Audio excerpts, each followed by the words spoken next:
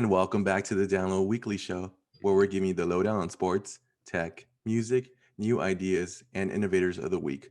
As your host, Manny C, and Lauren B. And back to our regular program. So we're so excited to introduce our featured guest. He is a newly acquainted friend of ours, an individual that is an activist, a community organizer, and protest leader. He recently organized the Black Trans Lives Matter March in Downey, California. Welcome, Donald. welcome. Woo! I'm like, here's Donald. Nah, just kidding. That's me. Hey guys, what's up? My name is Donald Arrington. I am a current sophomore at Cal State Long Beach, studying French and German.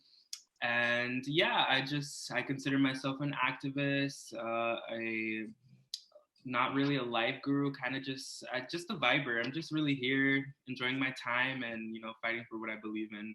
I'm excited to be here on your guys' podcast and your show. Let's do this. And we're super excited that you're on. And I didn't know you, vous parlez français. Well, I think I said that wrong, but No, exactly right. Vous parlez français. merci. We have a story of how we all met. Yeah, Lauren, you want to tell a story?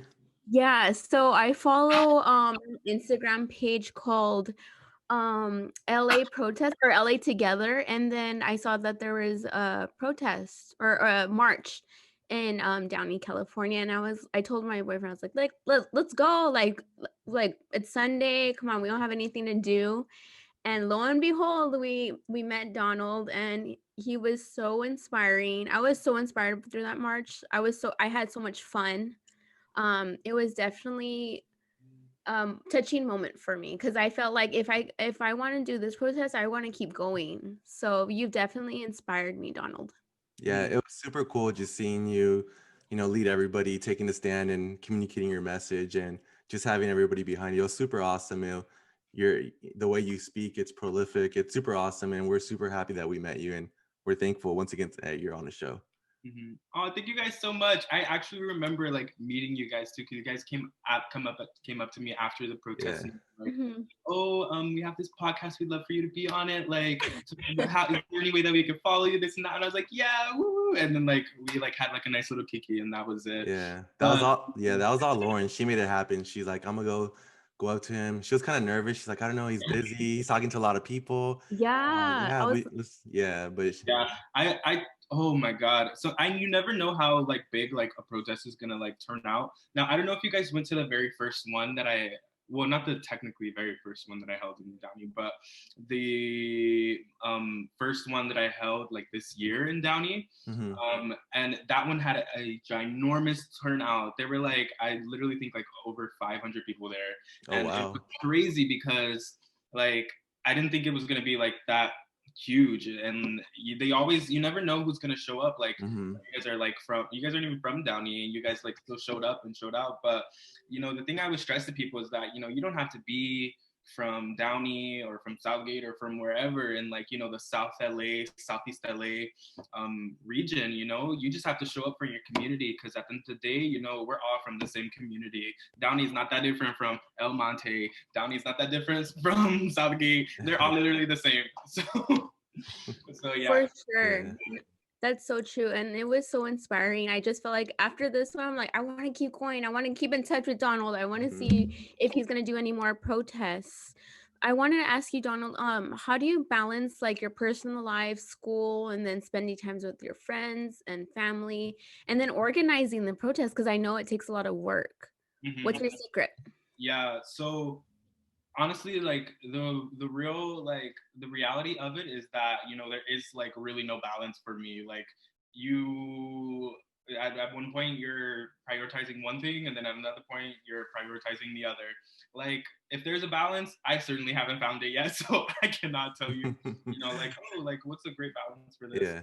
However, what I really have found that works best for me is that especially in this time, I need after each protest, I need to give myself a couple days like off of social media, just to like, because like after every protest I'm always like swarmed with messages and like, oh wow, like you were so great, blah blah this, blah blah, and I'm like, thank you so much, but sorry, I just don't have the mental capacity to like speak or like give anymore because it's really hard. But you know, it's always good and always great to remember that, you know, you can't always have a protest. You always can't be out there in the street. You have to, you know, take care of your mental health. You have to take care of yourself first. And my good friend, Crystal, they always tell me, you know, like just your existence is like revolutionary already. Like just existing and just being is revolutionary. It's you're already protesting by just being, you know, so don't, you know, ever feel bad like, oh, you didn't have time to go to this protest or do that, you know, because at the end of the day, you learning and you know, improving yourself and bettering yourself, that is also in protest. Wow.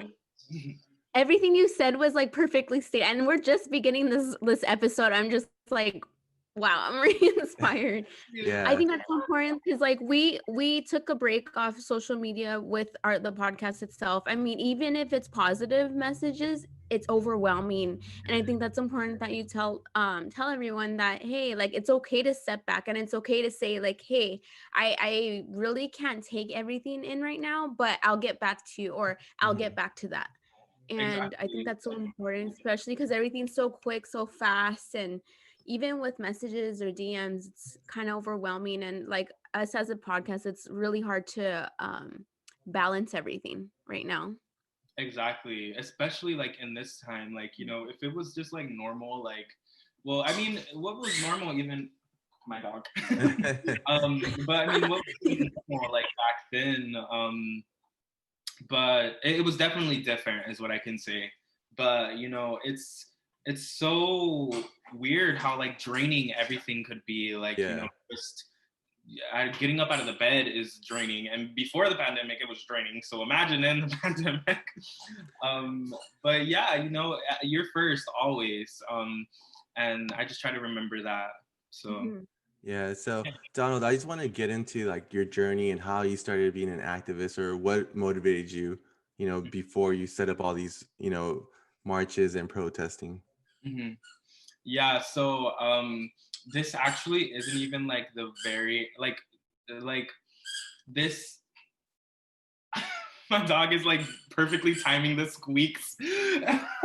But no worries, it's okay, we're all dog friendly here. We I know love dogs. she's enjoying her little toy. I thought about telling my boyfriend to take it from him, but I'm like, nah, let her have her time. But so my original very first protest I actually did when I was in my sophomore year of high school, which is crazy. You guys can look this up too, but, or maybe you guys heard about it, but when Donald Trump had first became president, some kids at Warren had walked out of school, and we were like marching like on the streets. Like we went down, I believe we went down Paramount, and then Stewart and Gray, and then like down Imperial, and then back to school. But that was the very first protest or march, rally, whatever you want to call it, that I had led. That's so awesome. And how did you get the message up to the students, or how did that come about?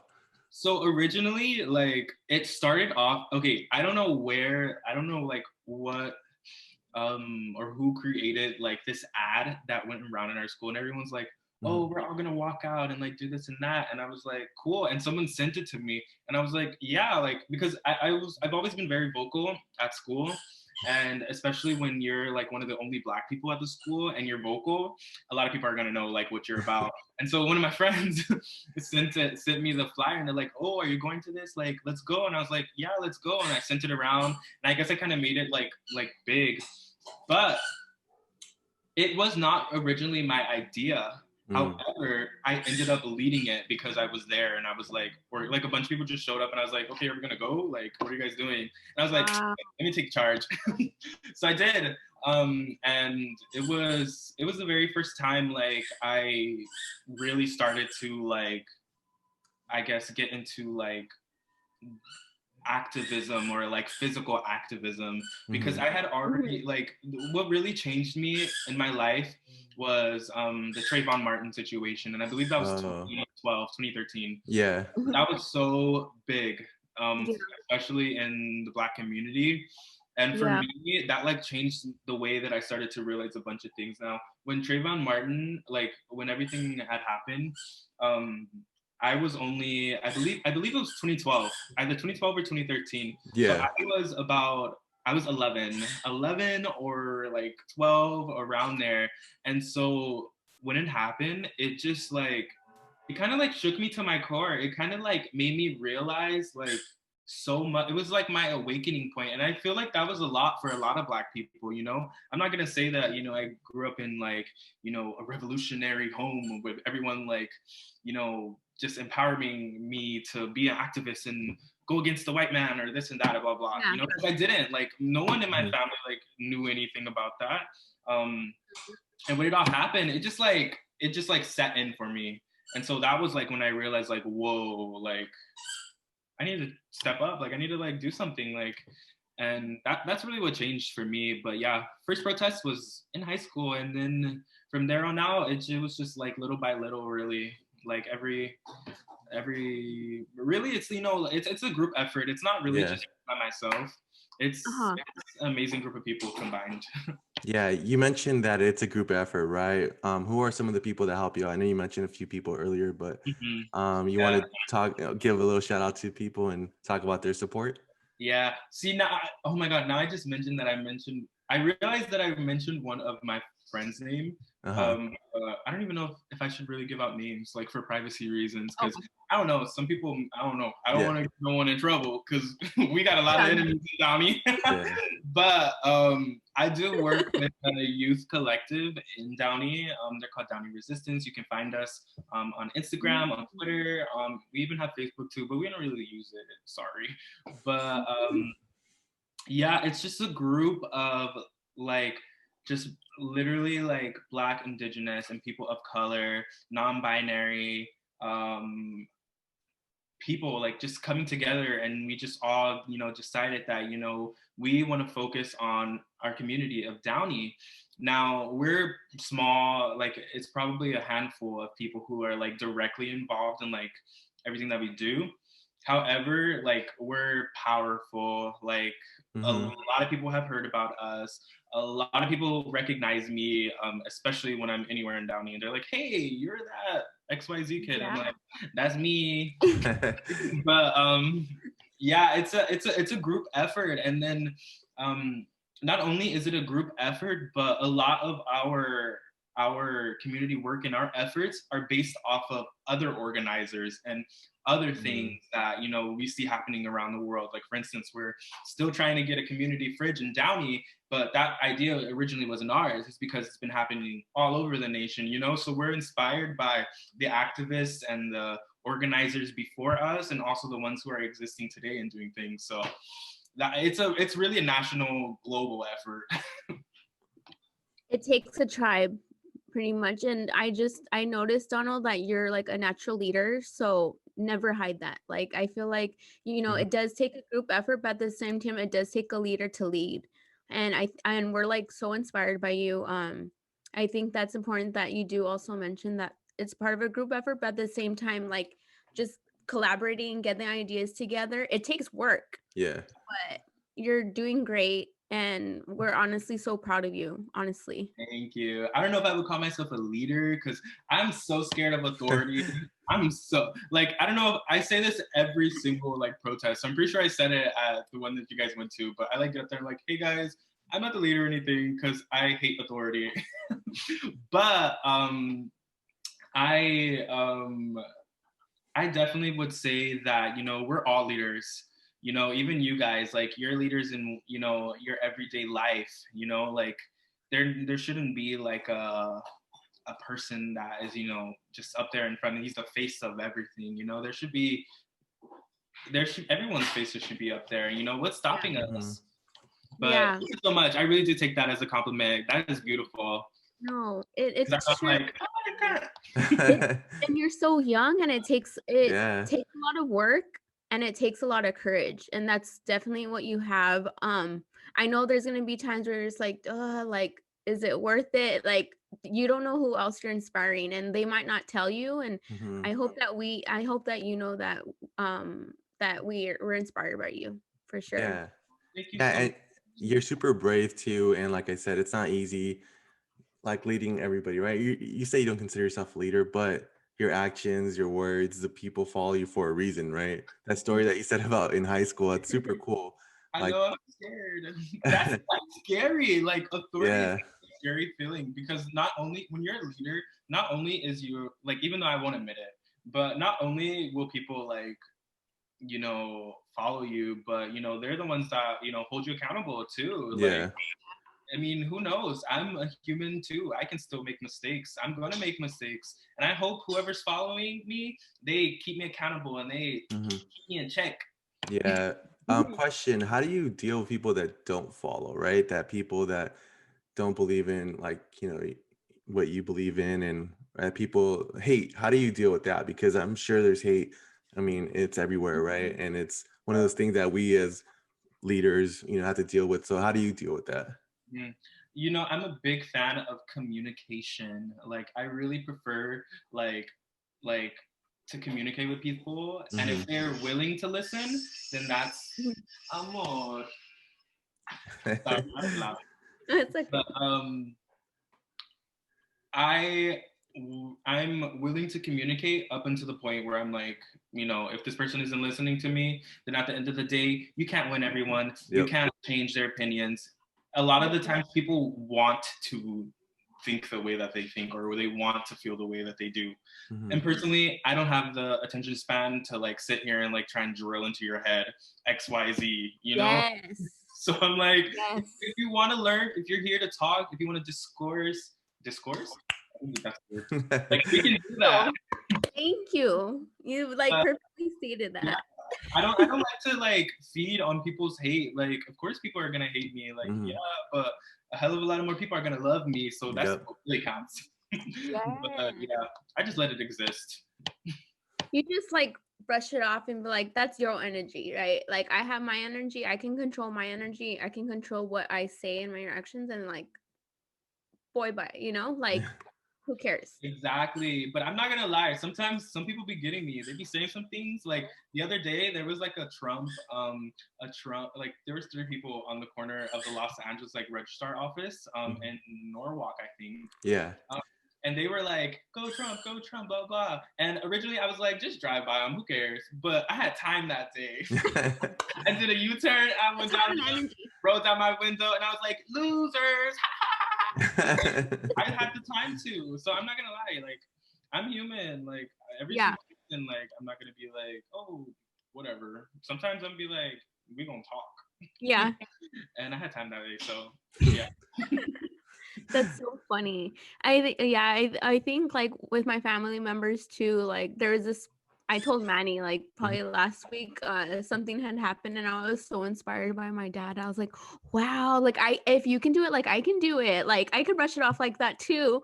So it's true. You just have to pick the time and days though. Not every day you're gonna be like feeling your 110, 200%.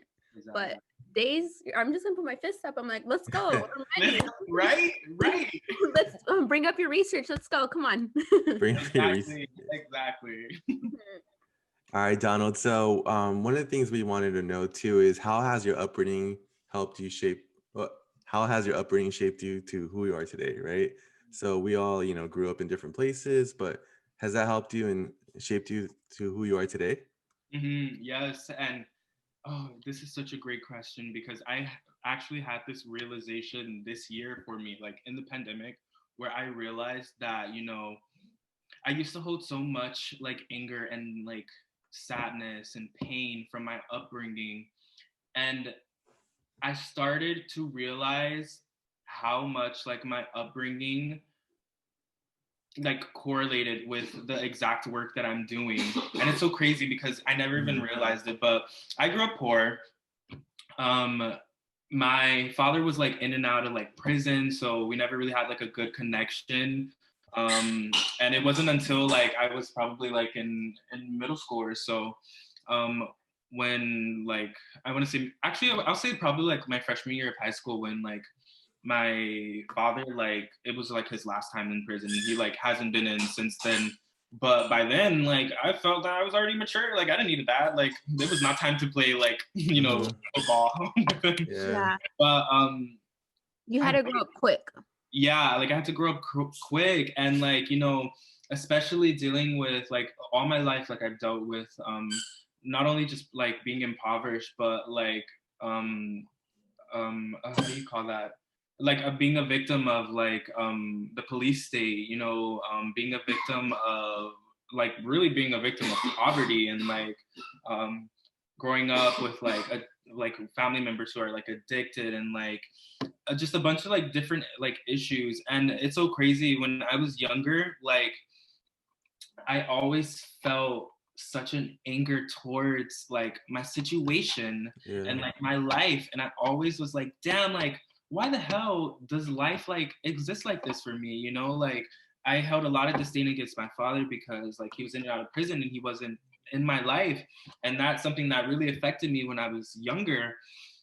And now that we're in this year and I'm doing like the work, or I've been doing the work that I've been doing, and I can understand like my father's situation a little better, and understand like how the prison industrial complex works, and like the police state, and how like society really works. Like really, like I just turned 19, just moved out like on my own and everything, and I'm like just now barely understanding like real life, I feel like, because a lot of the issues that I dealt with growing up was like directly correlated to like basically modern day racism and the infrastructure of racism, for like the growing up impoverished, being a victim of like the police state, not having like the resources available to me, or accessibility to resources, like everything, I feel like I'm like just now like coming to like a sense of peace, of like understanding like where I came from, how it shaped me, and it empowers me to do the work that I do now, which is crazy. But yeah, that's crazy. My upbringing, like literally, like it's so crazy, because when I was growing up, I thought I would be like a politician, and now that I'm like growing up, I hate them. So it's like, wow, how You can though, Donald, because like I feel like with how do I say this? When you realize everything who you're becoming isn't because probably you moved out, but is it because of your experiences itself? Like, because not everyone realizes it, right? At such a young age. Sometimes people will realize it not till later. Or sometimes they'll never realize it of why. Especially when you talked about like the infrastructures of everything, how it's like how it affects everyday people. And so how do you say like you've learned, like through experiences, or was it through like your own learning on your own?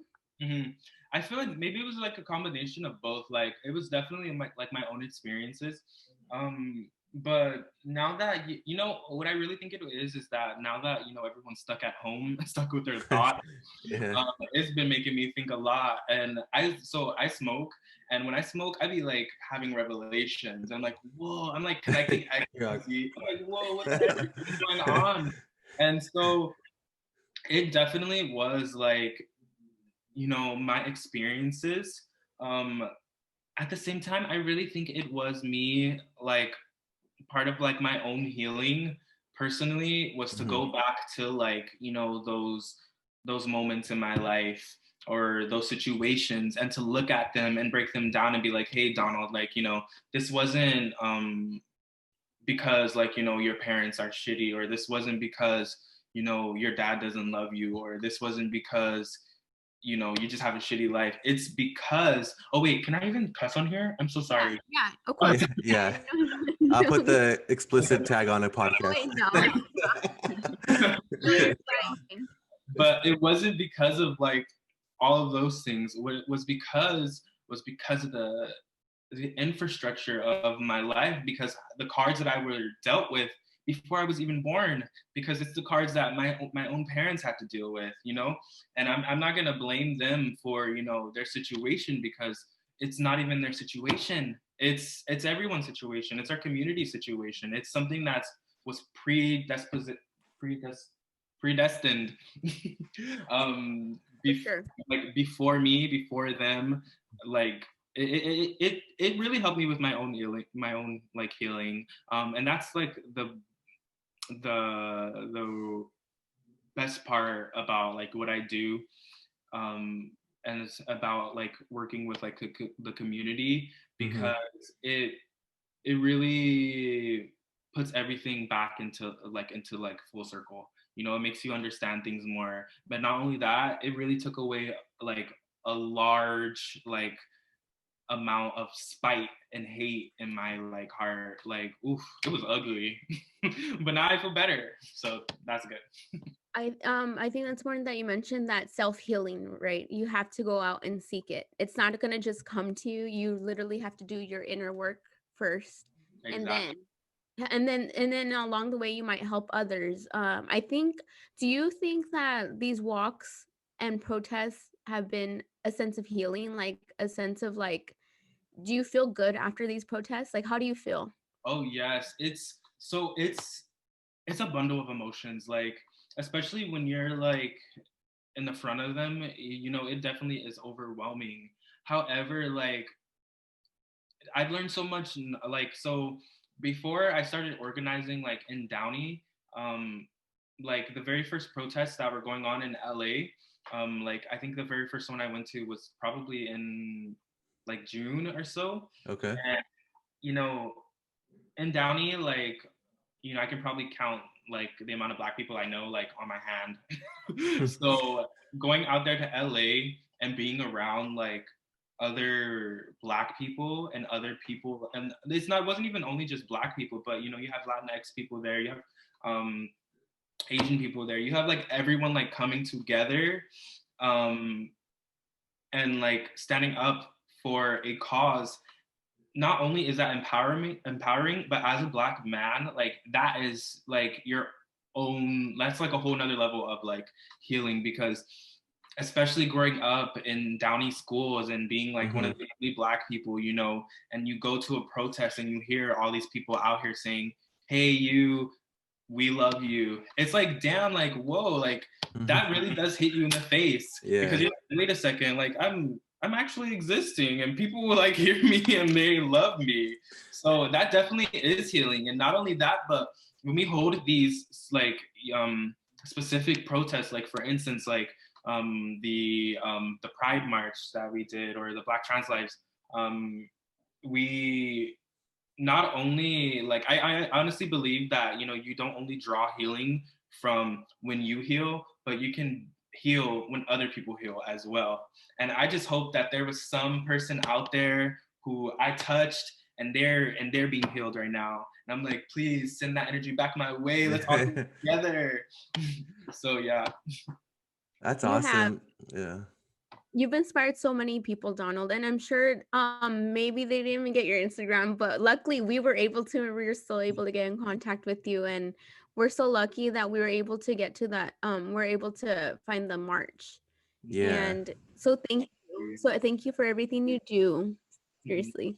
And one of the questions I was going to ask you before was, someone in their community, how do they become an activist? But I think you just said it right now, and what you said previously, right? That, you set an example. People just see you and they want to, there's no like book, okay, how to be an activist, right? Here's page 1, here's page 2. It's something that comes out of people that they want to do, and we see it with you. And I think anybody that listens to this podcast or sees a video, it's more like, wow, I want to do that, right? And they'll get into contact with people they need to get in contact with. But yeah, I just think activism is something that doesn't really come from a book. It just comes from your heart, and it comes from your passions and your beliefs. So I'm really, really, really happy that we're doing this podcast and able to spread the message, right? Yes, thank you guys so much. Oh my God, you guys are so great. But the best thing is like, you know, if you really want to start doing activism, I say start in your families first. Like I'm talking Mm, about those dinners. You know, don't be shy to like speak up to your dad if he says something slick, or don't be shy like your grandma, your grandpa. And don't, you know, something that I did that was so bad, and I always see this with like Black, Indigenous, people of color, because, you know, we all come from families who are like parents who are always going to be like harder on us because, you know, we're Black, we're Indigenous, or people of color. And so a lot of the times, you know, when our grandparents or our parents, they say something slick, you know, we'd be like, oh, that's just their time. But hell nah, like, they still living. They still nowhere soon. They better get with the program now. Yeah. So don't be scared. You know, if you want to do activism, start with your family, start with your friends, and then move on to your community. You know what I mean? Yeah. Or do it at the same time, like, you know. Yeah. Perfect timing too, with Thanksgiving around the corner, right? It's just right. Ooh, them conversations at the dinner table. pass me that stuffing and let me tell you something real quick. You know? Real. I know we all got some cousins. I know we all got some uncles now. Some uncles who just think they can just say anything. They be drinking, and then all of a sudden just want to go off at the mouth. We prepared. We're prepared. Yes. Or they want to vote for something and just like, ooh, just wait till we have this talk. Right. I want to ask you, Donald. I know you've done a lot of activism, and you're also a college student, which is crazy. I can't believe you're a sophomore. Like, wow, I feel like you're so mature, and you're so you're so mature. Proud. Yeah, you're like so mature, and you've done so much already, and you're a sophomore. I just can't believe it. Who inspires you the most with these marches, or whatever you do, and whatever you do, who inspires you? That's a great question. My biggest inspiration is gonna be my mom, because I hope I don't get emotional. But we love our mamas. It's okay. We get emotional on this podcast.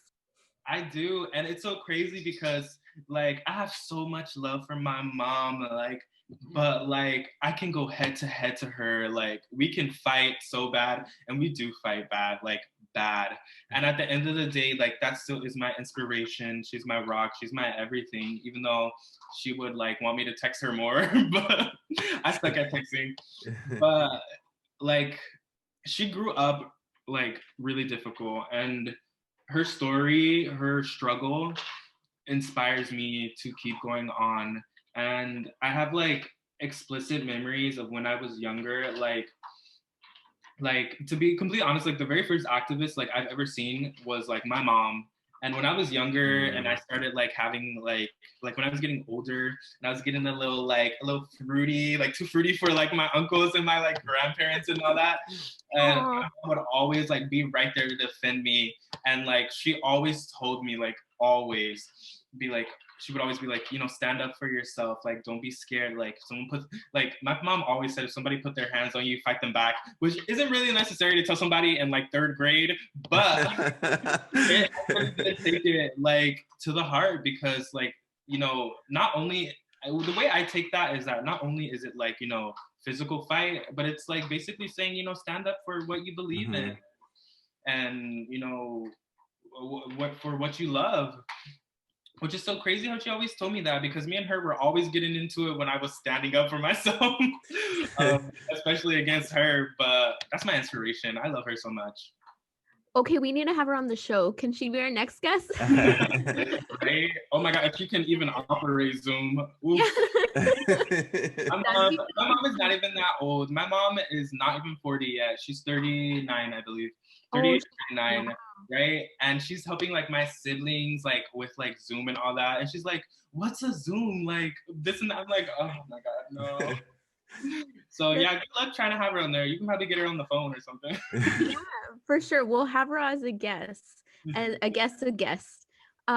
Donald, so I think you mentioned that you like butt heads with your mom. Is it because you guys are so alike? Ooh. So yes and no. So we're like so alike because we both like are stubborn, which is so funny because I'm not even that stubborn, but when it comes to like my family, like they just draw out something in me where it's like you know, I could have came to their house like all zen and like pure, and then right when I step in, like all that is like thrown out. You know what I mean? We're not really that much alike, but we're passionate. Like we are both like two passionate, like strong people who like are willing to like die for what they believe in. So imagine how like those conversation goes, and we could be arguing over something like if you should put like milk first in the bowl or the cereal. So which is the answer though? You put cereal first in, right? exactly. And you know what I just saw right now? My boyfriend just put in the milk first, like when he made a bowl of cereal, and I was like, oh no. So yeah, we can fight later, but These things are important as well as political views. So cereal and political views are important. exactly. So, would you like to share anything like besides what we talked about? Do you have any protests or marches coming up soon, or any projects you have in mind? Mm-hmm. The Downey Resistance, the group that I work with, we don't have anything planned up.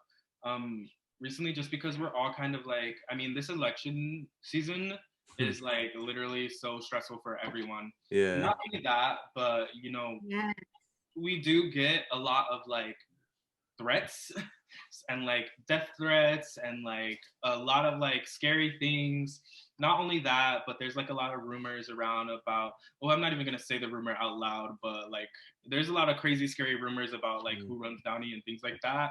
And so, you know, we're all still like young and we want to live, so you know, we're taking a break for now, but we will be back. But also not only that, but because of the COVID cases rising, we value everyone's health first before, you know, everyone's will to jump in the street and scream at people. Yeah.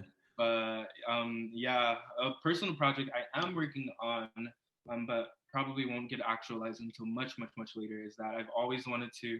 I'm a big like foreign language freak. I love foreign languages, and I really think that in my life, when I started learning foreign languages, it like changed the game for me. And I have like connections to like I wanted to work specifically with Compton schools because I spent most of like my early childhood growing up in Compton schools, and I understand that, you know, although Downey, there's some needy people there too as well, and I don't want to compare struggles and all that. But me personally, I really want to work with a Black audience or a largely minority Black, or not minority, a largely majority Black audience, and I want to start kind of like an after-school program, like for foreign languages, and like help them learn things and get them to realize that, you know, their tiny little space or their tiny little city is nothing compared to the world. And I believe that happened for me when I started learning languages. So yeah, that's something that I wanted to, but there's nothing set in stone. Yeah, that's super cool. How many languages do you speak or do you know? I love this question. Not just kidding. I speak 6 languages. So I speak English, Spanish, French, German, Portuguese, and I know American Sign Language. Oh, that's awesome. Wow. I kind of know Portuguese, but it's like whatever. Yeah, I feel like Spanish, French, Italian, Portuguese they're the Romance languages, right? So if you have a base understanding of one of them, I mean, it's still difficult to learn, but it's a easy like path to go on and learn like the pronouns, you know, everything, because Spanish is like crazy too. But I think the hardest language to speak is English, right? Because we say some crazy stuff and people around the world are like, wait, what does that mean? Yeah, from all of like my like all the languages that I have learned so far have had like really like so for instance, like for Spanish, French, and like Portuguese, like their systems are always going to be like similar, like with like gender agreement and like blah blah blah. However, like a lot of people don't actually know this, and people always ask me all the time, like, "You speak German? Whoa, how crazy!" Like, but German is actually so close to English. English is actually like derivative of German, which a lot of people don't know. Wow. But yeah, I believe it's a Proto-Germanic language, which just means it just came from German. But Donald, you would be the perfect politician. You know how many politicians know 5 to 6 languages? Man, I can't find a politician that is bilingual. So I don't even know. I don't even know. I for the longest time We need you. I thought We about getting into like international politics, but like every time you break it down, like there's corruption everywhere. So I'm like, damn, like I'd rather do my own, like, you know, my own thing, like outside Mhm. of like the government. You know what I mean? Like Yeah. Yeah. I believe there can be order and peace, you know, without having to have, you know, like somebody like in office, you know, leeching off of your taxes and, you know, passing shit that doesn't even really apply to you. It's just in favor of some big corporation company, blah blah blah. But anyways, we can talk about that another time. I love it. But I'm just saying, like, we need you as like, because you're so inspiring and you're so intelligent. And I Mhm. feel like the public needs you. We need a leader like you. And it would be awesome to see you I don't know, do something that's like you already do a lot of things, Yeah. but to see you in the public eye and public service, that would be amazing too. Yeah, I feel like it comes natural to you too. It Like does. you don't hesitate, you don't really like think about what you're gonna say. It just comes out freely, you know. And I think Oh, thank that's you. another great characteristic of a leader, right? I know you don't want to be called a leader, but you know your Mhm. passion, you know, your intelligence, right? You got to know what you're talking about, and obviously you know what you're talking about. You can say In it in 6 different languages. in 6 languages It's too. like, That's super awesome, man. Super awesome. thank Yes. you guys so much. That is so like nice. Like if I ever do like go into the public somehow, like I don't know, I'll definitely like look back on like everyone who's always told, because like you guys are the first one who are like you're such a natural leader, and I'm like Mhm. no, I'm Really? not a leader, no. What? And I'm No, like, I don't believe that. Yeah, you're a natural leader. I mean, That's cap, bro. it's so it's so like actually like scary though, because like leading is not like I at least the way that I see it, it's not like an ideal like job. Like you have to literally be accountable for so many things. Like yeah. I don't know. I personally don't think I could like do it, but I do in the future. I am thinking about becoming a teacher. So I think I could be like I think I could be a leader in that way, because I really like I like teaching, but Yeah. I don't like being like in the public eye per se, you know. But I can teach like a group of like 20 people who will forgive me next semester. So that's the kind of leading that is ideal for me. Don, I know you mentioned teaching. Like, have you heard about abolitionist teaching?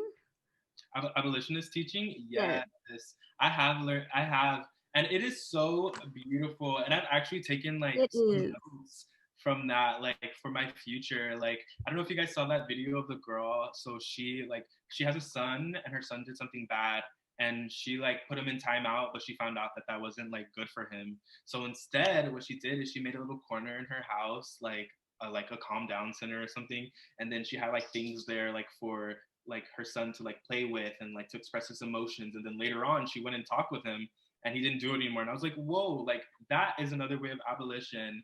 Like Yes. imagine like another aspect of like incorporating like abolition into like teaching is like, say like a student like comes in late, and I'm not gonna sit there and be like, go to whatever detention, or I don't even know what whatever they call it. I'll sit there and be like, why were you late? And then I'll be like, it's all good. Like don't even trip. I'm gonna be late some days too. Like it's all Don, good. It's fine. I wanted to ask you. I don't know because many of our listeners probably haven't heard of that term. Because I'm horrible at explaining. Do you think you're able to explain like what is abolitionist teaching? Mm-hmm. Well, I don't know if, because like with abolition, everything is like, or at least the way that I see it, I feel like literally everything can be abolition. The best definition that I know so far is like, you know, getting rid of you know, systems and things that no longer serve you. So in regarding to like teaching, I'm guessing that, you know, it's getting rid of like maybe structures or forms, or the way that you like view like a classroom, or also punishment, grading, things You like that. explained it beautifully because I can't explain things like that. You explained it beautifully. Like with structures and like testing and everything the way that is structured, take away all of that and start from new and like adhere to like to students that might not struggle with school, but take away the base and then start from the beginning. Yeah. I completely agree with you, because you know, when like the biggest revelation that like you can have as an abolition is realizing that, you know, literally everything about American society is like somehow connected to white supremacy. You know what I mean? Yeah. Like for instance, since we're talking about like classrooms and like the structure, you know what I mean? A curriculum is built off of white supremacy. It's the reason why, you know, we learn about, like in our history classes, you know, or actually a better example, it's one of the reasons why, you know, we all grew up, you know, having to stand for the pledge every single day and like pledge our allegiance to like the United States of America, you know, things like that, you know, we didn't realize then, but now we're like, wait, why the hell were we putting our hands over our hearts talking about pledging our allegiance to America? But also, you know, oh, sorry. Oh no, I was just saying so much conditioned learning that was like, what? Like, why isn't this in the book, or why was this left out? It's like, what? And all of that is not like just by like, you know, oh, it just happened and we just somehow happened to skip over it, because white supremacy is not unintentional. It's completely intentional. And like once you have that revelation, you start to realize that everything in your life like should be abolished, and like the way you do things. Like I tell people this all the time, but like I try not to take as many showers because I would prefer to take a bath, like to save water. Because you know, you actually waste a large amount of water by taking a shower, but you know, by taking a bath, you'll be saving a lot more. Like that's just one aspect of like incorporating abolition into your life, or like maybe not using your microwave or something because you want to stay free, or stop having a car, which will actually do way much more than, you know, not using a microwave or not taking a shower. With like the microwave example, it's all the radiation that microwaves produce, right? And that eventually leads to cancer or other, you know, things that. So like my older brother, he doesn't have a microwave in his house. He's like, you want something heated up? Let's get a pan, or he got an air fryer now. But yeah, just things like that too. We used to do that, but it's because I was poor and we didn't have a microwave, so we used to use oven. Yeah, he treated himself, but yeah, that's a good way to say it, man. Exactly. Like I don't want to like get anyone into thinking like, oh, you know, abolition, like change the things in your life that no longer serve you, because honestly, like the fight that abolitionists are fighting is way grander than simple things like, you know, conserving water and like in your own house, or, you know, reducing your carbon footprint, you know, because a lot of these things are really like the person who really has like the or I won't say the person, but the entities that exist that really hurt the earth the most. Did I say that? Hurt the earth the most is gonna be these damn companies. I'm talking about like Shell, I'm talking about Chevron, I'm talking about a bunch of them. BP too. But those are the real people that we need to like take out. But anyways, that's a whole nother conversation. But yeah, incorporate abolition into your life, like by doing small little things like drinking oat milk or whatever. But also don't feel bad if you can't. Oat milk is good. I love oat milk. I had oat milk in my shake. You know? And it also comes down to like the books we read, the classes we take. How are these structures, and who are these structures built for in the first place? We have to think of. I want to ask you, Donald, you have so much knowledge, and we're so grateful that you're sharing your knowledge with us. So thank you. What movies or TV shows or books do you recommend? Anything that inspires you, or anything that you feel like you'd like to share with our listeners? Yes. Okay. So my favorite, I guess, movie that I could recommend you guys is really hard to find now. Actually, it used to be on Netflix, but I honestly don't know where it is anymore. but it's called the Black Power mixtape, and it features Angela Davis. It features a lot of people from like the Black Panther Party.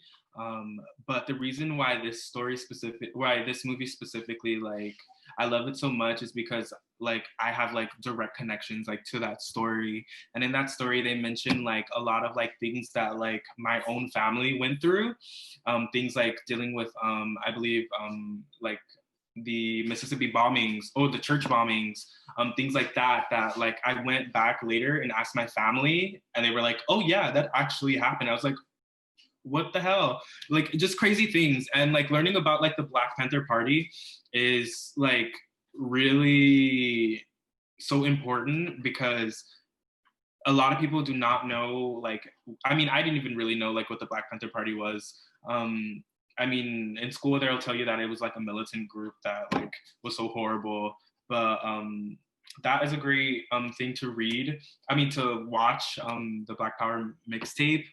Um, and another thing that I really would just recommend, I don't really read that much. And when I do read, I'm always reading like fantasy because I'm a little nerd. But I would really recommend reading Black stories or listening to like Black music or listening to people speak and things like that, because although they may not be directly speaking about like, you know, activism or you know, how to like improve like a situation or how to be an ally or something like that, the fact that, you know, you're listening to them and that you're aiding them and that you're paying attention is a form of activism in itself.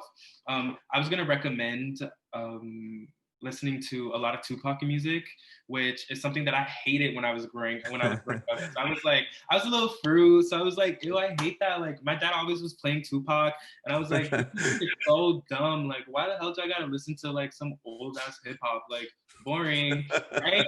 And then later on, like re-listening this stuff, I'm like, what the hell? Me and Tupac are like literally the same person. I'm like, whoa, I wish I would have listened back then, like, you know, what he was saying, because it really like just go and listen to some old school like hip hop, like things that just sound like it was so vulgar and like angry to us, but like you hear, you know, Black pain in that, and you can still learn from that to this day.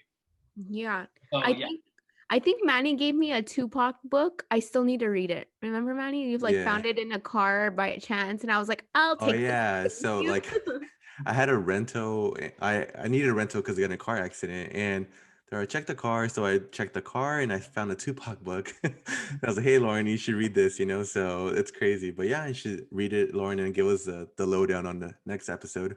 Yes. Also, I've been listening to the 1619 podcast. Have you heard of it, Donald?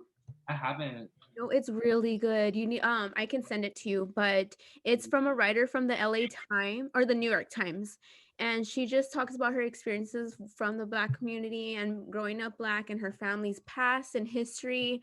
I tried getting Manny into it. He hasn't had the time to listen to it, but I'm gonna tell him to episode 1 tomorrow. But Let's it's do it. definitely a good recommendation. Like if you haven't heard of it, Thank for you so sure. much. Yeah, I'm of course. so sorry. My boyfriend, that ass is sparking up in the background. I can't even tell. I'm so sorry. I'm like looking back there and I'm like, I love it. well, we gonna Was he at the protest, Donald? He wasn't. We weren't even together back then. That's crazy. Really? No, everything happened so fast. Like I don't know. I don't know if you guys ever heard, but like they say like gays like they move fast. Like, you know, once you find someone and you guys click like that, like boom.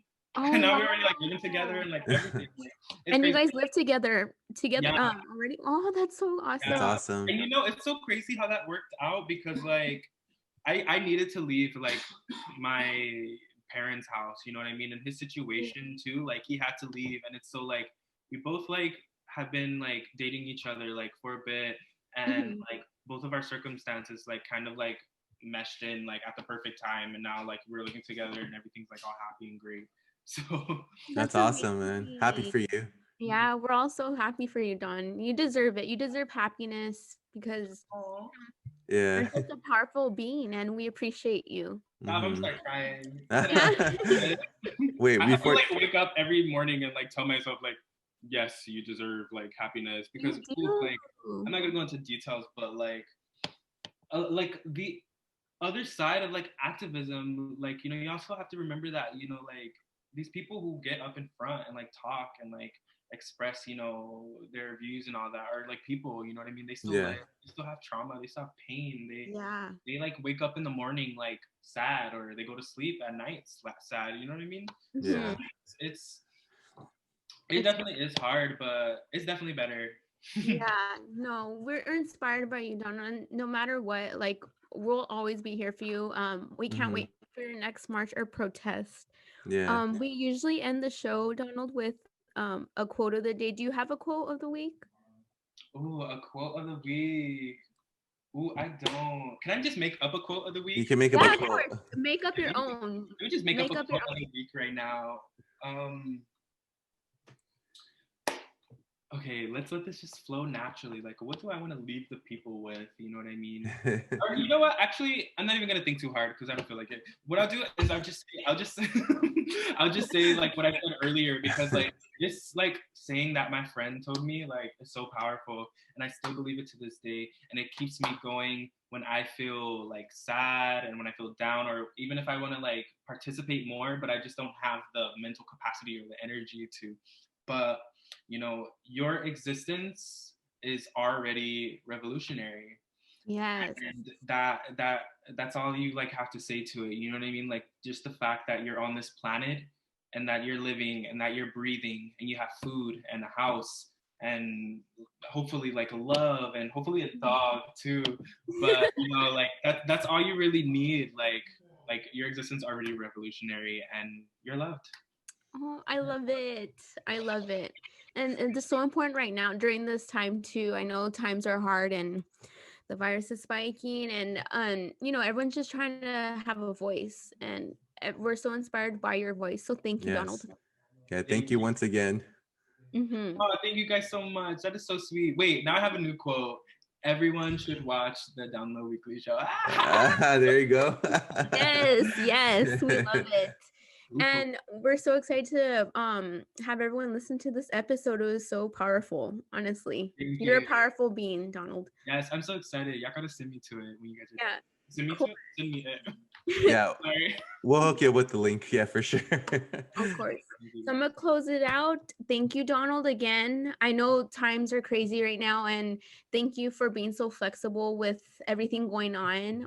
We appreciate you, and we're always here for you, and we support you 200% and 1,000%. And we'll be there for you, and let us know when the next protests or marches will be there. For sure.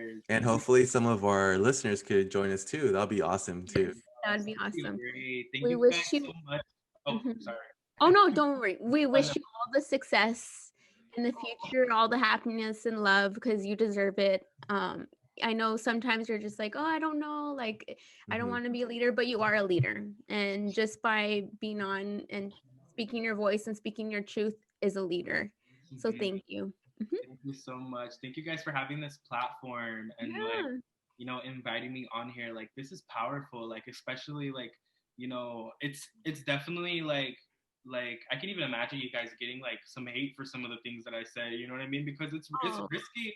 It's risky to have like, like such a like strong like like a headstrong like black figure come up here and say things like, oh, like I'm tired of white people or something like that. You know what I mean? Like it's definitely like hard, but I really like thank you guys so much for having me, and thank you for just being great and having this open space and being so loving and kind. I really feel it.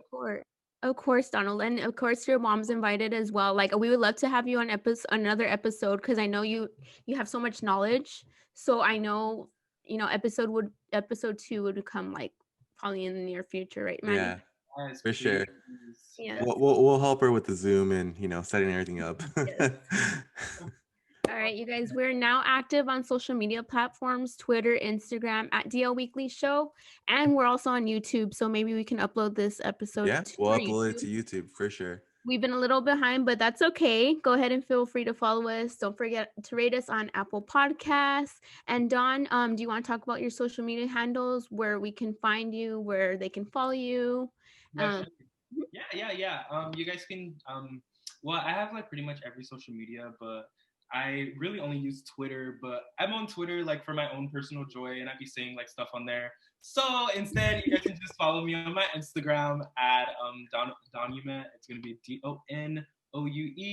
I don't really post, I don't really do anything, but I will occasionally every like 3-4 days go on there and so yeah, y'all can find me there. But Self-care first. or if you know you're just out here and about in SoCal. I mean, I be in the streets, so you probably see me like at a taco stand or something. I love it. Well, we're so excited for you, Donald. We're always here for you.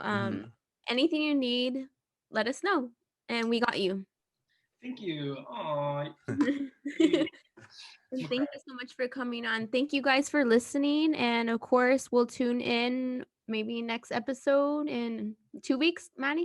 Yeah, we'll see. Schedule's been a little hectic, but we'll see what we could do. But thank you once again, Dawn, and thank you for taking the time, and thank you to our listeners for listening to and watching this great show. Yes, thank you. And shout out to the cameos in the Zoom too.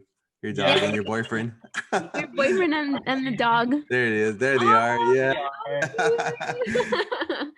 The cute family. That's awesome. That's so amazing. All right. Well, thank you so much, and we'll catch you guys on the next show. Peace. Peace. You guys. Mwah.